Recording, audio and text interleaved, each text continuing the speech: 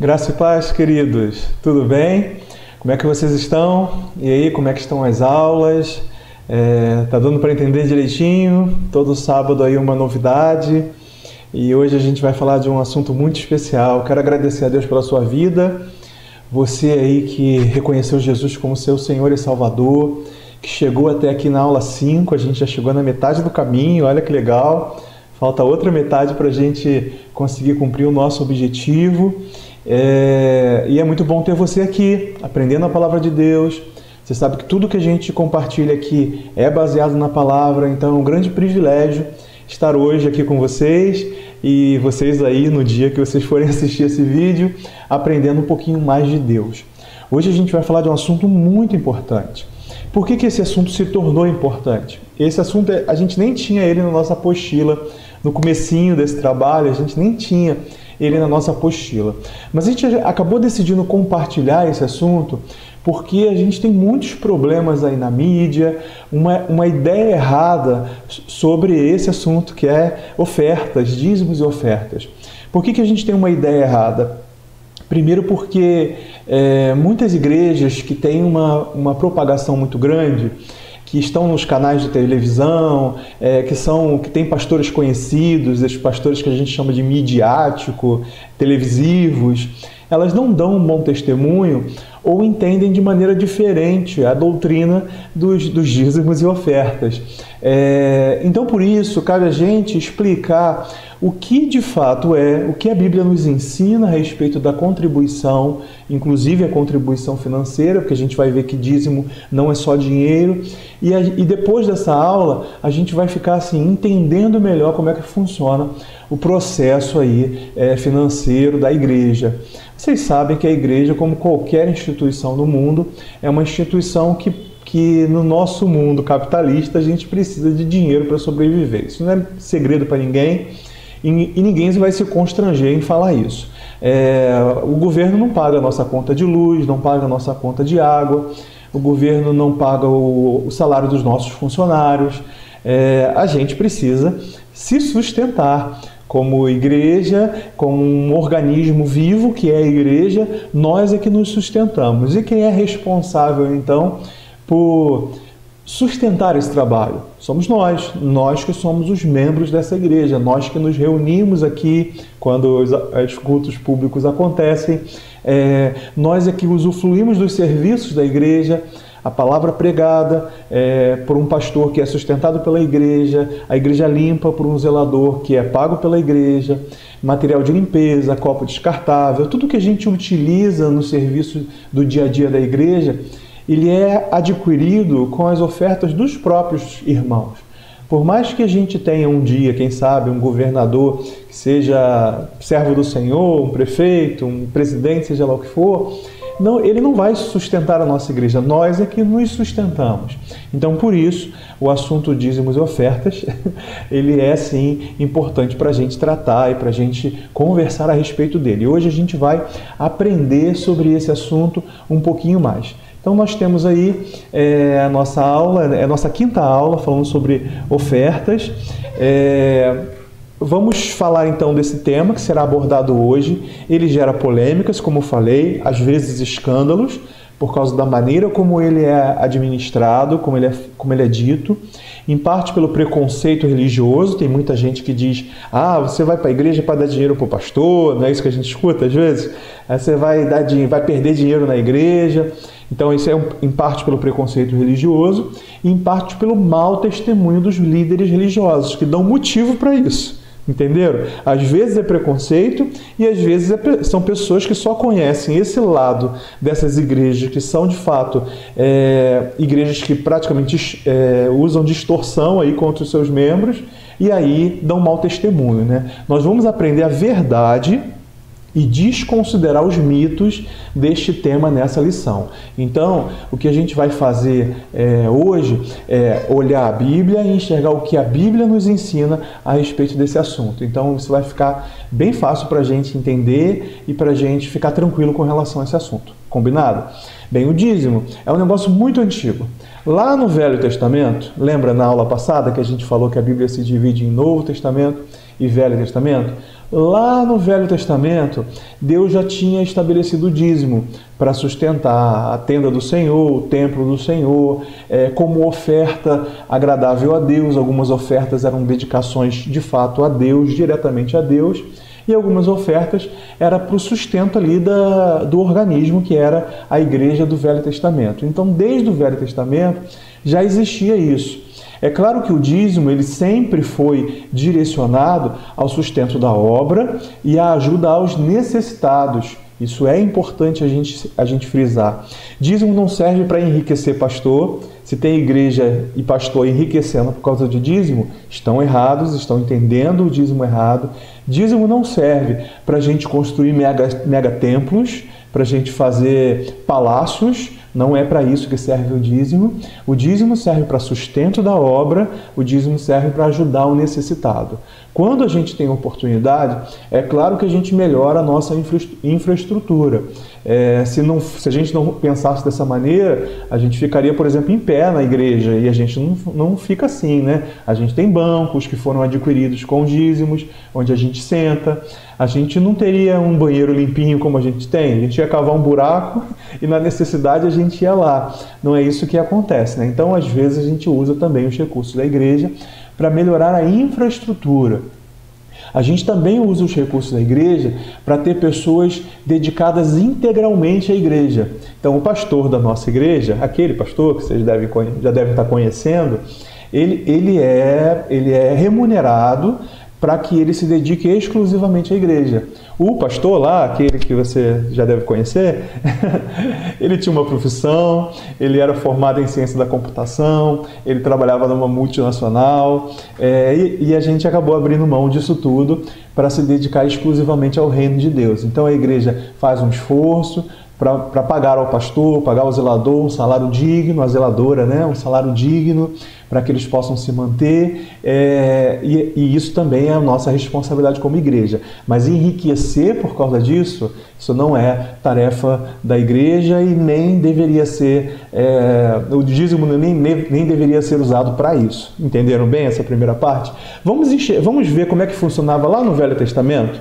Foi lá no Velho Testamento que eles inventaram, Deus inventou a palavra dízimo, que era a 10ª parte de tudo que a pessoa ganhava. Então, se naquele ano a pessoa tinha nascido lá 100 bezerrinhos, 10 bezerrinhos ela oferecia como sacrifício a Deus, ela ofertava a Deus.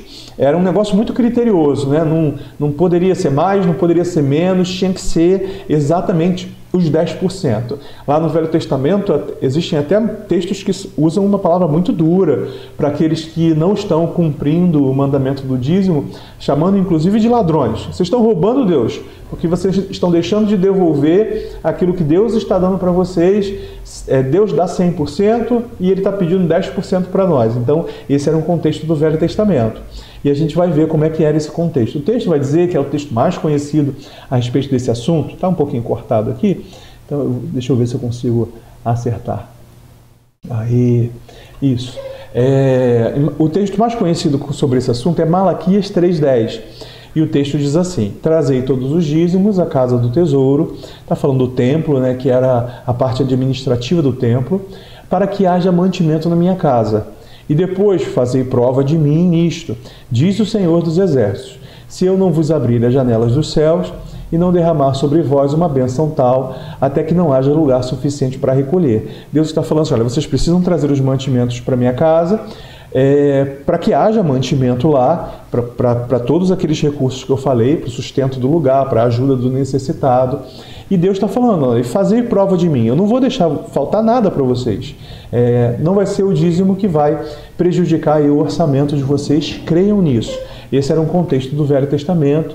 A gente entende isso, a gente crê nisso, e a gente sabe que no Novo Testamento esse entendimento das ofertas ele foi aperfeiçoado.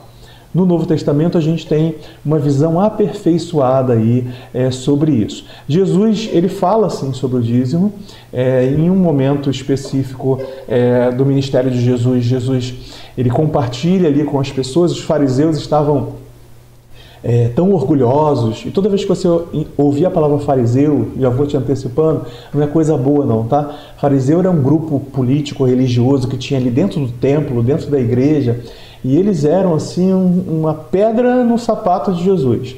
Eles eram extremamente religiosos, com a mente fechada. Então toda vez que você ouvir falar em fariseu, não é coisa boa. Se alguém te chamar de fariseu, fica chateado, que é um xingamento gospel, tá? Então os fariseus enchendo lá a paciência de Jesus e batendo no peito falando, eu sou dizimista, eu sou ofertante. E aí Deus fala sobre o dízimo, Jesus fala sobre o dízimo, falando para eles assim, olha, poxa, vocês podem continuar fazendo isso, que é uma coisa boa, a oferta, mas tem coisas ainda melhores do que essa. É isso que o texto que a gente vai ler vai nos dizer. O texto diz, ai de vós, escribas e fariseus hipócritas, pois que dizimais a hortelã, o endro e o cominho, ou seja, eles davam dízimo até do cominho, e desprezais o mais importante da lei, o juízo, a misericórdia e a fé. Deveis, porém, fazer essas coisas, o juízo, misericórdia e a fé, e não omitir aquelas, que é a questão do dízimo. Então Jesus está indiretamente falando do dízimo, falando, olha, vocês deveriam sim estar mais atentos à misericórdia, à fé, sem abrir mão daquilo que vocês estão fazendo que é certo, que é a questão da oferta. Então, Jesus está ensinando aí para os fariseus que muito mais importante do que a contribuição financeira, que era o que eles batiam no peito e diziam que era a coisa mais importante, é você ter misericórdia e você ter fé, né? A gente vai ver, então, que o que é o dízimo, então, no contexto desse Novo Testamento. O dízimo é uma vida dedicada a Deus.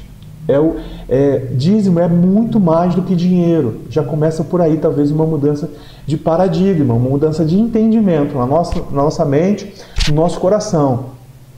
Tem gente que acha que dízimo é só dinheiro. Dízimo não é só dinheiro. E calma lá, não estou falando de outro tipo de bem, não. Por exemplo, quando você separa um tempo para se dedicar ao Senhor, ler a palavra, orar, vir à igreja, exercitar um dom que você tem em prol do reino de Deus, você também está dando dízimo do seu tempo, dando dízimo do seu talento, dando dízimo daquilo que você aprendeu. Então imagine uma pessoa que estuda, por exemplo, para ser cabeleireiro, se especializa nisso, e aí um dia ela dedica para abrir aqui a igreja e cortar o cabelo das pessoas necessitadas na comunidade. Um enfermeiro que vem aplicar uma vacina, que vem aferir a pressão. Então a gente tem aí várias pessoas, vários profissionais de várias áreas que conseguem dar um dízimo do seu tempo também. Então o dízimo não é só dinheiro. O nosso dízimo precisa ser o dízimo de tudo. Ou seja, de toda a nossa vida, de tudo que Deus nos dá, a gente separa uma parte para dedicar ao reino de Deus. Isso é dízimo, entenderam? Como hoje a gente vai falar especificamente do dízimo, que fala sobre oferta, porque é a parte que causa mais rebuliço, não se confundam com isso, achando que dízimo é só dinheiro. A gente vai falar mais de oferta financeira, porque é a parte que causa mais confusão, mas dízimo é um pouquinho da sua vida que você está dedicando ao reino de Deus, entenderam? Isso é muito importante. O dízimo, então, dízimo ou oferta, é vida dedicada. Dízimo não é só dinheiro, é toda a parte da sua vida que você doa para Deus. Precisamos entender que tudo que temos é de Deus e vem dele. Tem alguma coisa na sua vida que você tem coragem de afirmar que não foi Deus que te deu? Eu não tenho. Vai que Deus me tira, né? Tudo que eu tenho foi Deus que me deu. Meus filhos foram Deus que me deu, minha família, meu salário, minhas roupas, tudo foi Deus que me deu, né? Quando dizimamos, devolvemos parte do que Deus nos deu. Isso tudo precisa ser um ato voluntário. E aí vem um texto que eu gosto muito, que é 2 Coríntios 9:7, que diz: cada um contribua segundo propôs no seu coração, não com tristeza ou por necessidade, porque Deus ama ao que dá com alegria. Olha só algumas coisas importantes que a gente aprendeu aqui. Tudo vem de Deus e por isso a gente com alegria devolve um pouco do que Deus nos deu. A gente não oferta, não dá o nosso dízimo pensando assim, eu vou dar o meu dízimo porque eu vou ser abençoado. A gente tem algumas igrejas que fazem isso como marketing, né? Se você vier e der o seu dízimo, você vai ser abençoado e vai prosperar aí na sua vida e você vai ter carro novo, casa nova. Não é esse o marketing certo, não é isso que a Bíblia nos ensina. Esse marketing é um negócio furado, até porque a gente pode ser um ofertante fiel, a gente pode ser um dizimista, pode ser um crente fiel e mesmo assim ser pobre a vida toda. Isso pode acontecer. Não é uma obrigação de Deus nos abençoar financeiramente quando a gente está fazendo mais do que a nossa obrigação em devolver um pouco daquilo que Deus está nos dando. A gente não oferta querendo que Deus nos abençoe. A gente oferta porque Deus já nos abençoou. Entendeu? É diferente. Uma coisa é você achar que você vai ofertar e Deus vai te abençoar por causa disso. Uma outra coisa bem diferente é você ofertar sabendo que Deus já te abençoa. Então, se Deus nos abençoa, a gente oferta com alegria, porque Deus já nos deu. Não é uma coisa que Deus ainda vai nos dar. Deus já nos deu. Uma outra coisa que a gente aprende aqui nesse texto é que cada um contribua segundo propôs no seu coração. É Deus que toca no nosso coração com relação ao valor que a gente vai ofertar. O dízimo, como era no Velho Testamento, no Novo Testamento a gente tem um outro conceito. É bem verdade que alguns irmãos, como eu mesmo faço, dou como oferta voluntária o meu dízimo, mas é uma coisa que deixa o meu coração em paz. É uma coisa que eu absorvo lá do Velho Testamento e isso deixa o meu coração tranquilo, satisfeito. Eu fico feliz com Deus. É aquilo que Deus tocou no meu coração. É aquilo que Deus me abençoa. Os 10% que eu dou na igreja para a obra de Deus é uma coisa que Deus faz com que não me faça falta. E a minha vida financeira é muito equilibrada, graças a Deus, apesar da oferta que eu dou na igreja. Mas o parâmetro no Novo Testamento é conforme Deus determina no meu coração. Tem gente que usa isso como desculpa, por exemplo, para não dar nada. Está errado. Está errado. Você é abençoado por Deus e não tem nenhum compromisso com Ele. Está errado. Tem gente que usa esse texto aí, e também está errado, igrejas que usam esse texto, como desculpa para você dar tudo. Também está errado. Se Deus não falou ao seu coração a esse respeito, não é para você dar tudo, não é para você dar alguma coisa tirando dos seus filhos, tirando do sustento do seu lar. Então, é como Deus prova o nosso coração e aí a gente oferta, e oferta com alegria. Não é uma oferta dada com pesado, tipo, eu tenho que dar meu dízimo, eu tenho que dar minha oferta. É uma coisa dada com alegria. Obrigado, Senhor, porque o Senhor tem me sustentado e eu com muita alegria devolvo para o seu reino um pouquinho do que o Senhor tem me dado. Entenderam como é que é o pensamento de quem oferta com alegria? Então esse texto ele vai dizer, cada um contribua segundo propôs no seu coração, não com tristeza, nem por necessidade, porque Deus ama quem dá com alegria. Uma outra coisa bem legal a respeito dos dízimos e ofertas é a oportunidade que a gente tem de participar da obra de Deus. Olha, eu com muita alegria, pelas igrejas onde eu passei, eu vejo a minha oferta sendo investida no reino de Deus, de uma maneira bem legal, de uma maneira que gera frutos para o futuro. Eu vou dar um exemplo aqui, vou até falar de uma outra igreja, sem medo de ser antiético, porque é uma coisa boa, né? Eu fui membro da Igreja Batista da Vitória, e hoje eles têm uma quadra lá, uma quadra bonita. Eu lembro que eu participei da campanha da quadra, ofertando para que aquela quadra fosse construída. Hoje aquela quadra recebe a comunidade em vários eventos, em várias circunstâncias. É uma quadra que serve também, quadra coberta que serve como lugar de culto em algumas oportunidades. Eu tenho muito orgulho de passar ali com os meus filhos e falar assim, olha, eu ajudei a construir isso aí, eu contribuí para isso. Aqui na nossa igreja a gente tem esse galpão que um dia pode se tornar um novo templo. Eu também ajudei para isso, eu contribuí para isso. Então, quando a gente oferta, a gente contribui para o desenvolvimento do trabalho. A gente está aí querendo adquirir equipamentos para fazer uma live melhor nos cultos. E a gente consegue fazer isso através da contribuição dos dízimos e ofertas.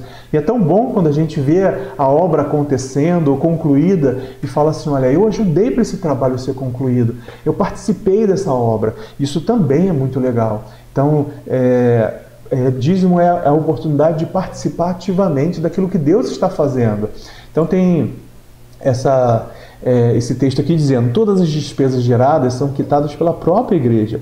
Contas de consumo, água, luz, telefone, salário de funcionário, materiais descartáveis, combustível da Kombi para buscar os nossos idosos, construções, eventos, a EBF, que a gente convida muitas crianças para vir aqui na igreja, convidados de fora, são mantidos pelos membros. Uma igreja séria como a nossa presta todos os relatórios devidos, como valores arrecadados, relatórios detalhados de despesa, para que seus membros tenham plena ciência de onde o dinheiro está sendo investido. Isso também é bem legal, porque além da gente confiar no trabalho da igreja, da liderança da igreja, a gente tem aqui na igreja um organismo que funciona muito bem, os processos funcionam de maneira bem transparente. Então, quando você oferta, essa oferta ela é contada por uma comissão, são pessoas que não são da mesma família, pessoas idôneas, que prestam esse relatório. Esse dinheiro ele não fica por aqui com a gente, até por segurança, ele é depositado imediatamente numa conta. Esse dinheiro, a nossa igreja não movimenta tanto dinheiro assim, nós não somos uma igreja gigante, nós somos uma igreja pequena, tentando chegar a ser média, mas ainda é uma igreja pequena. Então esse dinheiro é prestado um relatório disso, onde esse dinheiro é gasto. O membro da igreja ele tem direito ao acesso a esse relatório, saber onde o dinheiro está sendo investido. A gente não publica isso publicamente, né, nos murais, não anuncia nas igrejas, por questões de segurança também, mas assim, o membro ele tem direito, falar para os irmãos responsáveis: eu queria ver o relatório, a gente empresta uma cópia para você, a gente não pode deixar as pessoas levarem essa cópia para casa, mas você vai poder olhar ali, conferir, tirar as suas dúvidas. É um direito do membro ter acesso a essa informação.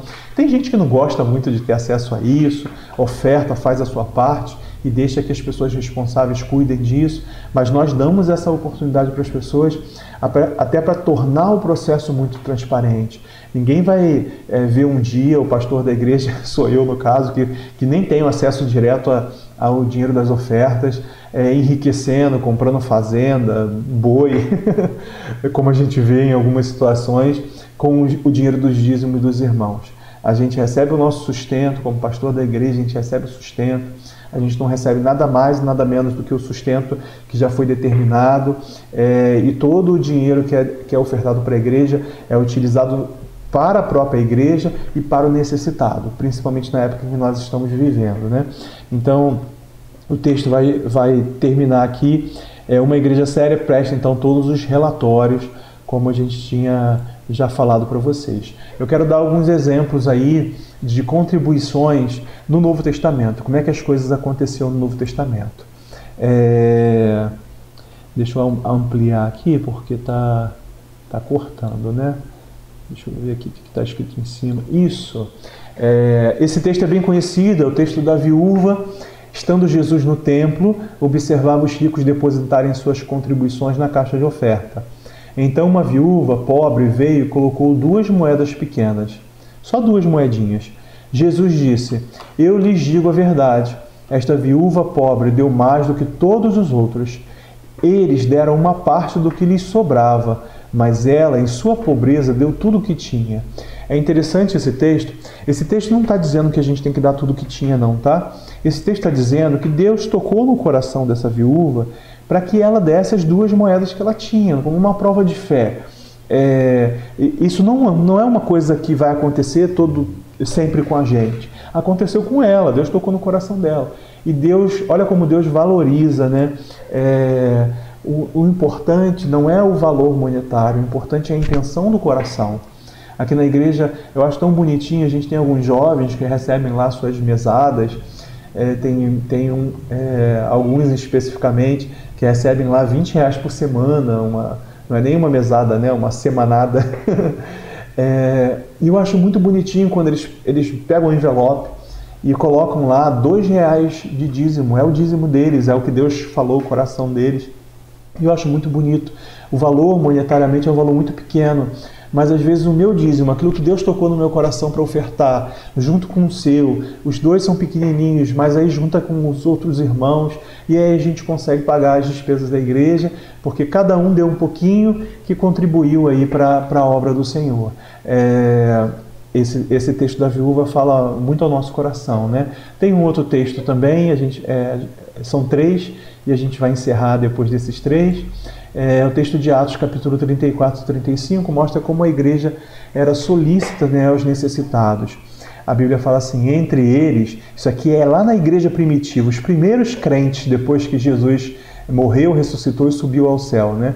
Entre eles não havia necessitados, pois quem possuía terra ou casas vendia o que era seu e levava o dinheiro aos apóstolos, para que dessem aos que precisavam de ajuda.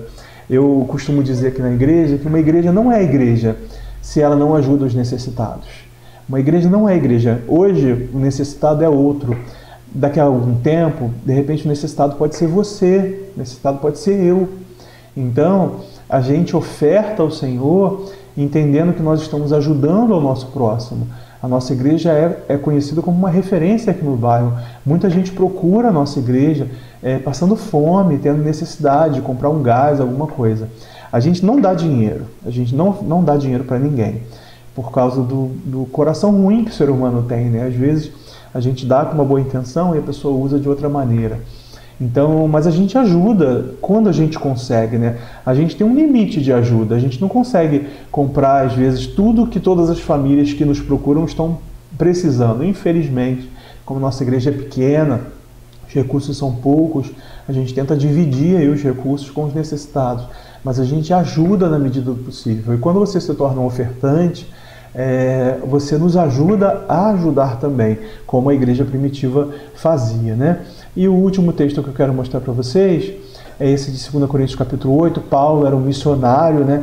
Ele caminhava pregando a palavra de Deus, e aí ele está agradecendo a igreja de Corinto. Ele diz assim, olha, agora, irmãos, queremos que saibam o que Deus em sua graça tem feito por meio das igrejas da Macedônia.